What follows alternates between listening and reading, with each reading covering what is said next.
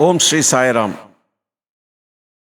Sri Satya Sai Baba and the Naranarayana Gufa Ashram. Chapter 5. The wise men from the Himalayas.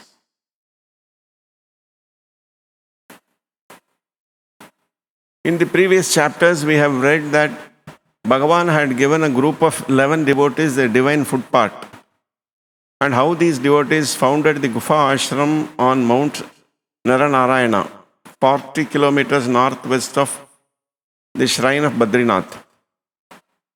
These are high-level followers who strive for union with God. From time to time, Bhagavan Baba appears in their midst to give them valuable teachings in spiritual discipline. These followers also found rare medicinal herbs in that area, such as the Somalata. Furthermore, we have read how two sannyasis blessed with great talent curiously came into contact with Bhagavan Baba and joined that group, who were later sent by the Lord to practice asceticism and deep meditation in that cave. It certainly seems worthwhile to see how the Himalayan sages who possess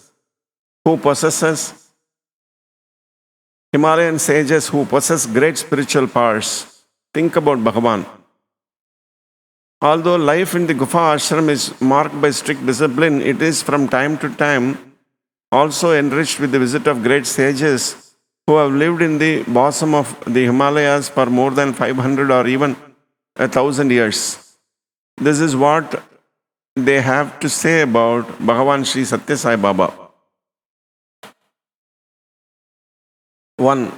Sri Avathood Ji. Sri Avathood Ji lives on the top of Mount Kakabhushandi. When he first visited the ashram, in the course of a discussion of religious matters, he was asked about his opinion of Bhagavan Sri Satya Sai Baba as an incarnation of Shiva. In answer to this question, Sri Avadhut quoted the following verse from Gita. Lord Krishna said to Arjuna, "O Arjuna, if there is no one, not even among the gods or sages, who really knows my incarnation, how can ordinary mortals recognize me? I am the Adikarta, I am the Adikarta, the original creator of all these gods and great seers themselves." And Sri Avadhut continued, if not even the gods who are completely absorbed in God and the great sages who can come into contact with the Lord through the singing of holy mantras, where will I stay? A few days later, he was asked another question regarding the present incarnation of the Lord.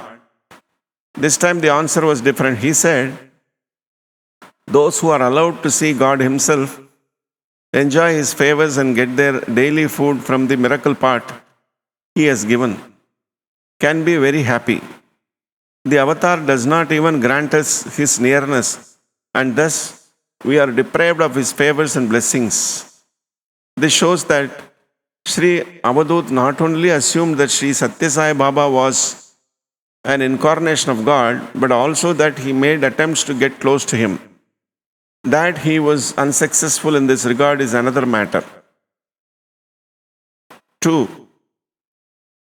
A Vedanti Parivrajak Siddha Purusha. For the sake of clarity, it should be stated that no one will ever dare to ask for the name of the above mentioned sages, since in the Vedanta name and form are considered deceptive. The above mentioned holy man was also asked his opinion about Baba. He gave the following answer. Yes, Lord Shiva has descended to earth in the guise of Sri Satya Sai Baba. It is surprising, however, that the avatar does not allow us Siddhas to approach him in any way. 3. Mahavatar Baba. This figure is undoubtedly known to many readers. For example, Paramahamsa Yogananda's autobiography of Yogi speaks of him with great reverence several times. Advanced spiritual seekers, both in India and abroad, are trying to contact him to receive spiritual guidance. Mahavatar Baba is believed to be more than 1,000 years old, and he is credited with practicing the ancient discipline of Kriya Yoga, has given general publicity again. The leader of the Gufa Ashram was the only one to receive a personal interview from him, without any third parties present. The same question concerning Sai Avatar was asked to Mahavatar Baba, and he replied, I am aware that Lord Shiva incarnates in 3 forms. I have seen both Shirdi Sai and the current incarnation Sri Satya Sai, and also know that Lord Shiva will appear in the form of Prema Sai in the future. 4. Baba Sundardas Nath. In Badrinath, there is a well-known story about this great realized soul. When the inhabitants of this place of pilgrimage talk about their ancestors, the story is always discussed how Baba Sundardas gave darshan in a very miraculous way about 125 years ago. He had perfect control of his breathing through his efforts. Someday obtained and surprised everyone by ascending to heaven in the audience. He has not been seen in public since then, but the real greats among the spiritual seekers can still come and speak to him, even as Sai Baba's followers of the Gufa Ashram. Baba Sundardas often visits the ashram, and after about 3 years, he was also asked to give his opinion of Avatar Sri Satya Sai Baba. His benevolent reply was, when I first heard about the avatar, I couldn't believe it. After all, it usually turns out that second-hand news is not based on truth. My own research brought me close to the personality of the avatar, but he is completely beyond my comprehension, for my knowledge does not reach that far. And although I am above the level of worldly delusions, I have not yet fully mastered the divine principle. On the cross, unless you have truly realized the divine, it is almost impossible to recognize the true nature of the avatar, Brahman himself. Moments later, Baba Sundardas seemed to be very pleased and said, however, since I have been in your company, I have heard many sacred stories about Bhagavan Baba and been able to read such a sacred scripture as the Jaimini Mahabharata. I am convinced that Bhagavan has indeed come to earth. Now I am just waiting for his blessings. About the Jaimini Mahabharata. There are several reasons why the enlightened beings living in Himalayas visit the Gufa Ashram. One is that they want to share in the blessed food from the miracle pot. Another reason is the appeal of the extremely auspicious life of the 11 devotees in the ashram, a life that for the most part is spent in strict asceticism. But there is a third reason, that is the opportunity it offered to study the Jaimini Mahabharata, the sacred corner that Baba Sundardas referred to earlier. The author of this great epic was Rishi Jaimini, the chief student of Maharishi Vyasa. Jaimini's greatest achievement is the precise and detailed philosophical treatise on ritual sacrifice. This book summarizes all knowledge about sacred acts from a chapter of the Vedas and the rituals of sacrifices. It is one of the 6 known scriptures. Maharishi Jaimini wrote yet another epic poem in which he made a number of revelations about extraordinary events that do not occur in the Mahabharata of Maharishi Vyasa. And this epic is the Jaimini Mahabharata. A significant portion of India's spiritual literature was destroyed by various invasions of foreign powers, which took place from time to time. One can imagine the sheer number of scriptures and the other sacred books in the Saraswati library at Srinagar when one reads that the invaders not only robbed the valuable literature but also used the books as a bridge to cross the river, cross the Vistasta rivers stabbing. Similarly, precious books and ancient writings in the Red Fort. It was especially the north of India that was ravaged in this way, destroying valuable writings such as the Jaimini Mahabharata are simply disappearing, if any. Of the 18 volumes that make up this great epic, only the section dealing with the horse ritual is available. This was released by the Gita Press in Gorakhpur. The remaining 17 volumes have never been found. That the complete and in good condition Jaimini Mahabharata was found in one of the caves in Mount Naranarayana is also one of Bhagavan Baba's miracles. The one who found the book safely stored in a box was not a Sanskrit expert, and he gave the manuscript to the leader of the Sri Naranarayana Gufa Ashram, who was trained therein. The special thing about this book is that it gives a complete and detailed description of Bhagavan Sri Satya Sai Baba, the incarnation of Lord Shiva, including his name, a complete family tree, and the descriptions of some wonderful miracles that indicate the beginning of a new era in which the religion is brought back to truth and love, as in the Satya Yuga. The Siddhas Gufa who visited the ashram were lucky to be able to go through this holy book. They were astonished at the contents and then realized that the great ascetic Jaimini, who was much further spiritually than they were, predicted the incarnation of Lord Sai over 5,000 years ago. This Siddha, the residents of the Gufa Ashram, were genuinely grateful for the unique opportunity to review this sacred book that these disciples had discovered through their selfless efforts. That's why Baba Sundardas expressed his thanks when he spoke about the Jaimini Mahabharata. 5. Devaraha or Devarya Baba. This great sage does not live in Himalayas but on a bank where 3 sacred rivers converge, all of which have their origin in the Himalayas. He lives on the first floor of a 2-story wooden house near the holy place where Ganges, the Yamuna, and the Saraswati meet. Due to his close connection to these rivers, he is also considered a Himalayan yogi. His age is estimated at more than 450 years, and he is a long-time acquaintance of the leader of Gufa Ashram. One day he also wanted to hear Devaraha Baba's opinion about Bhagavan Sri Satya Sai. Paramatma himself, the head of the ashram, asked if he would clarify on this point. Maharaj, I am grateful that with this statement you have removed the long-standing doubts about this, but would you also be so kind as to tell us why you hid this fact from me and the other members of my family, even though we have been visiting you for several decades?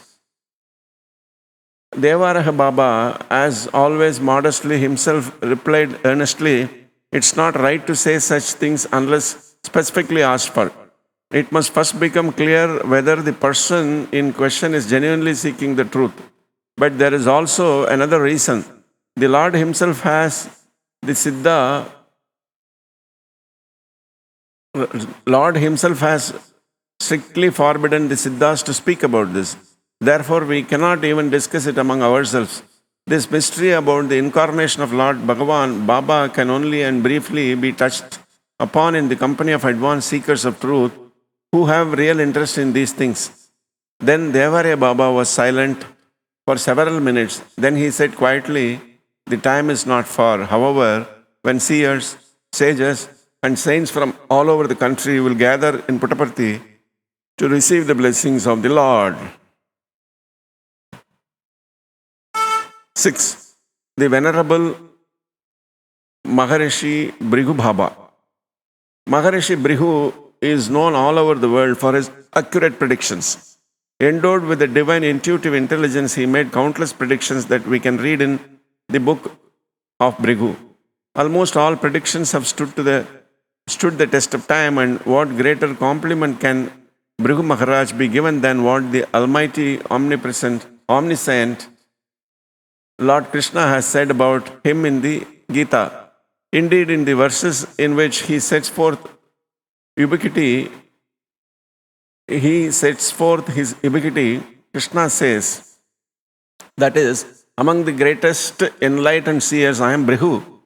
A Maharishi is of a higher order than a Rishi, and Brihu ranks highest in the rank of these Maharishis. In his immortal work, Brihu Samhita, Brihu has also provided extensive information about the incarnation of Bhagavan Baba. Brihu's followers created an association some 25 years ago called Manav Dharma Sangh. Even before this institute was set up in the Delhi, the founder of this organization was urged by Brihu Maharaj to go to Puttaparthi before beginning his sacred task to receive the blessing of Bhagavan Sri Sai Baba. Brihu's wishes were followed up, and only after the organization was officially founded. Brihu's wishes were followed up, and only after that the organization was officially founded. Manav Dharma Sangh now has departments in different parts of the country. This incident illustrates the importance Maharishi Brihu attaches to Bhagavan Baba, the avatar of Lord Shiva. Undoubtedly, the first question that arises when reading previous statement is, why does Bhagavan not allow the Siddhas in his presence? The answer is simple. The Lord does not consider the time for his disclosure to be right yet. If he now allows the Siddhas to come to him to receive his blessings, all spiritual seekers will follow their example, and that would mean that an endless stream of aspirants would start, because they would logically think that if the Siddhas consider Baba as avatar, it would be very stupid to think otherwise. In fact, the purpose of an avatar is to make people aware of his coming. However, everything must be done in his time according to his schedule. There will come a time when everyone will have the opportunity to see, touch, and speak to him. But there is also a time when only a handful of chosen ones may come near him. It can be compared to an incident during the incarnation of Vishnu as Rama. Lord Shiva once found Rama, who had been banished to the forest, mourning because his wife Sita had disappeared. He walked around desperately and inquired from all the trees and plants whether they had seen Sita with her gazelle eyes somewhere. When Shiva found Rama, the Lord of the Universe, in such pitiful condition, he too was overcome with grief and wanted nothing more than to pay him his reverent homage. Ravana had prayed to Brahma that if he had to die, then he might perish not by God's hand but by human hand. And that was the reason why Vishnu, in the form of Rama, came to earth as a human being. Shiva reasoned thus, if I go to Rama now and worship him as Paramatma, Brahma's words will not come true. One may wonder why, after all, Shiva is the supreme guru of all Siddhas and the highest in the hierarchy of the gods. Well, as soon as Shiva would fall at the feet of Rama in worship, all other gods, Siddhas, Rishis, saints would follow his example, and the divine aspect of Rama avatar would become known to all. Then it would no longer be treated like human.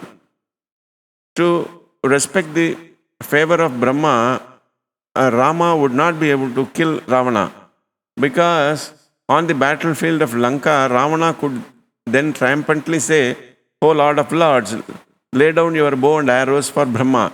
The creator of this universe has made me a promise that only man can kill me. However, you are not human. You are Ishvara himself. Although you stand here in the form of a human being, you possess all divine qualities. In reality, you are God himself, so you cannot kill me. As long as Ravana is still alive, Rama will consequently continue to behave like any other human being. Only when Ravana is killed will all the gods, including Shiva, Rama will know Rama as incarnation of Vishnu, the Supreme Lord, and pay their tribute. Just as Shiva, Rama could only greet from afar and secretly, so also Bhagavan Baba does not allow the Rishis and Siddhas to meet him in public. However, it will not be long before all the gods will go to Puttaparthi in human form with the sages and ascetics to respectfully greet the Lord and ask for his blessing. The Lord made a similar statement 20 years ago that was during breakfast with some close followers who suggested to Bhagavan, Swami, your miracles are the subject of conversation in almost all major countries of the world. Therefore, we would like to organize conference at international level for all spiritual seekers and declare on the occasion that God, the creator of the universe, has already come to earth. This will enable all mankind to benefit from God's presence. Bhagavan Baba listened with a smile and spoke with understanding and love. Your feelings for your fellow men are praiseworthy, and I respect them too. But it is still far too early for that. First of all, I will draw to me people who in their previous lives have tried tirelessly to reach me through their disciplined way of life. However, there will come a time when the avatar will become generally known through an announcement. However, if you feel driven to bring this fact, this reality to the attention of your fellow believers and friends, you may do so, but only in a personal capacity.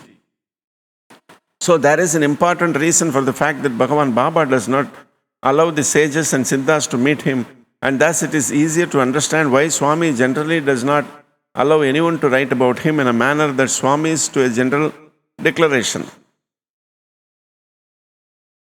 About him in a manner that swims to a general declaration. For example, when the inhabitants of Gufa Ashram asked him the part of the Jaimini Mahabharata to be published, which talks about Bhagavan Baba, Baba refused to give his permission. Likewise, Iranima, one of Bhagavan's early followers, wanted to publish what the Prophet Muhammad had predicted in one of his famous books, Ocean of Light. This book describes in detail 27 prophecies that relate to the current avatar, Baba.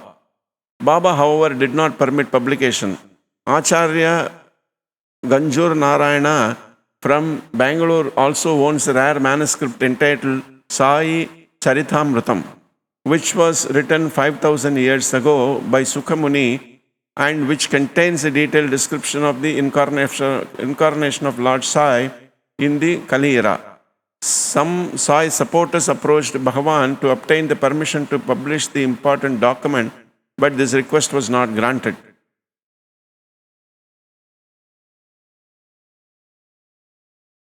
This concludes this chapter. Om Shri Sai Ram. Sai Ram, Sai Ram, Sai Ram, Sai Ram.